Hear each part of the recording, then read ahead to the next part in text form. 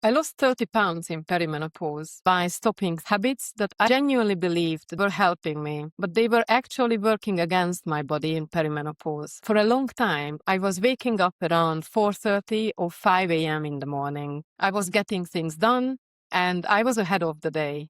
But I was only getting around 5 or 6 hours of sleep. Cortisol, which is your body's main stress hormone, is already elevated in the early morning hours. When you are not getting enough sleep on top of that, and when you add the hormonal shifts of perimenopause, you are sending your cortisol even higher. And chronically elevated cortisol makes it harder for your body to let go of fat, especially around the middle. So I stopped treating short sleep as something to be proud of. I fixed my bedtime for 10 p.m. every night. And in the next morning, when I woke up too early, I stayed in bed and let my body rest, protecting my sleep and getting around 7.5 hours of sleep consistently made a noticeable difference to my energy, to how my body was responding, and also to my waistline. Even when I was getting enough sleep, I had another habit that was causing problems. I started every single morning on tea and coffee. I wasn't eating until midday, sometimes early afternoon, and I genuinely thought I was doing the right thing, eating less, having a smaller eating window.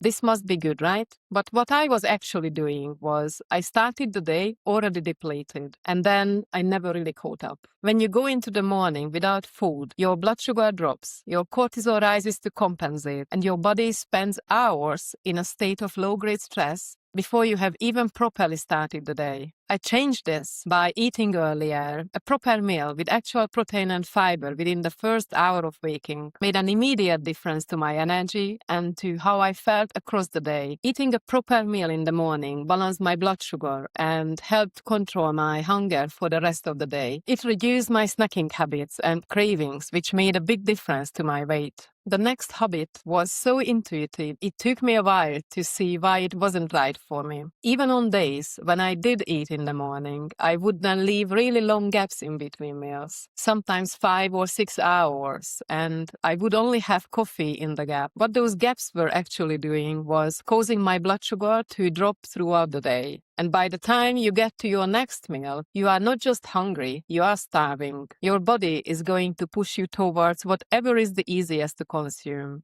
which is often more calorie dense and have less nutrients, instead of choosing a balanced meal. So I moved to more regular eating, not grazing constantly, but having proper balanced meals without these long gaps. It helped stabilize my blood sugar and my energy throughout the day, broke that cycle of stress and reactive eating that I hadn't even realized I was in. However, if I look back to this time, I wasn't eating really badly. I wasn't reaching for junk food, eating regular takeaways, or buying those prepared meals from the supermarket. But I was putting meals together in a pretty random way, based on whatever was there, whatever was quick, and that meant that I was almost always underfueled in terms of protein and fiber, not because I was making bad choices exactly, but because I wasn't making specific, intentional choices. Protein matters hugely in perimenopause, for muscle preservation, for blood sugar stability, and for keeping you fuller for longer. And fiber is your secret weapon for hormonal balance. It fuels a healthy gut, which acts as a control center for estrogen, helping your body process and eliminate hormones instead of reabsorbing them into your system. I shifted to building meals with more intention. I started thinking about what my body needed at the time, rather than what was just convenient. That meant aiming for a proper protein source at every meal, adding fiber-rich vegetables and lots of legumes consistently. If you are finding this video helpful so far, please give it a like and subscribe if you haven't already. It genuinely helps this content reach more women in midlife who could also benefit from it. The next one was a proper reality check for me. I have always been active. I walked, I moved around, I played different sports, and I kept busy constantly. And for a long time, I assumed that this was enough for my fitness and health. But being generally active is not the same as building strength and muscle. As estrogen declines, we naturally start to lose muscle mass more quickly. Muscle tissue is a metabolic powerhouse. It supports your metabolism, your insulin sensitivity, your blood sugar regulation, and your body composition.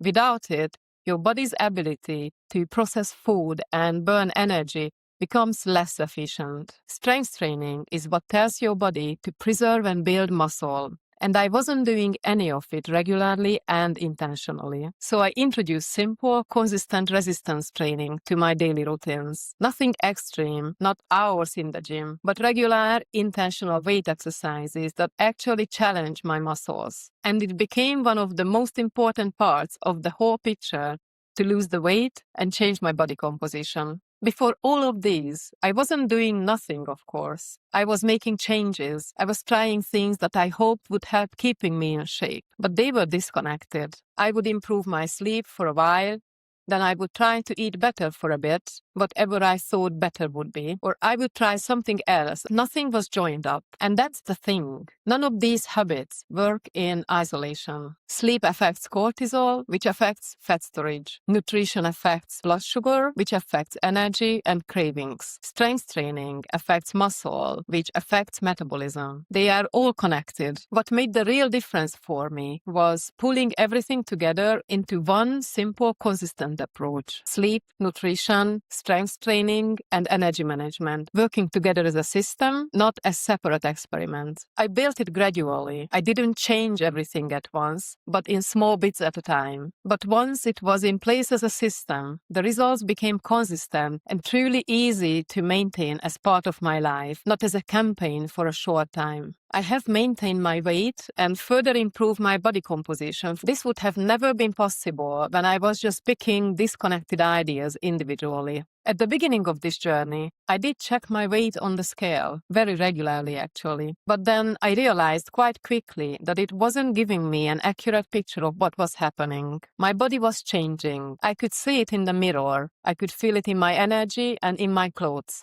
But the number on the scale wasn't always reflecting that, especially in the early weeks when I was building muscle at the same time as losing fat. So I stepped away from using the scale as my primary measure of progress. Instead, I focused on how my body looked, how my clothes were fitting, how my strength was improving week on week, and how my energy felt across the days. Those signals gave me a much more accurate and a much more motivating sense of what was actually changing. The weight in kilogram or pounds on its own is just one data point. It's not the whole story, especially in perimenopause when body composition is shifting in ways that regular body scales cannot really capture. If you recognize yourself in any of these, the early wake-up, the skipped breakfast, the long gaps between meals, the random food choices, the feeling that you are active enough without actually building strengths, these habits used to make sense at a different stage of life for a different body. Perimenopause is a genuine biological shift, and the most useful thing you can do is to stop applying the old rules and start paying attention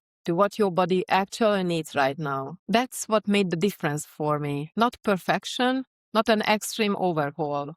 Just the right things done consistently, working together. I would love to know which of these changes resonated most with you. Is there anything you have been doing that you are now questioning? Let me know in the comments. And if you found this video helpful, don't forget to like and subscribe for more science-informed, realistic health content for midlife. Thanks for watching, and I'll see you in the next one.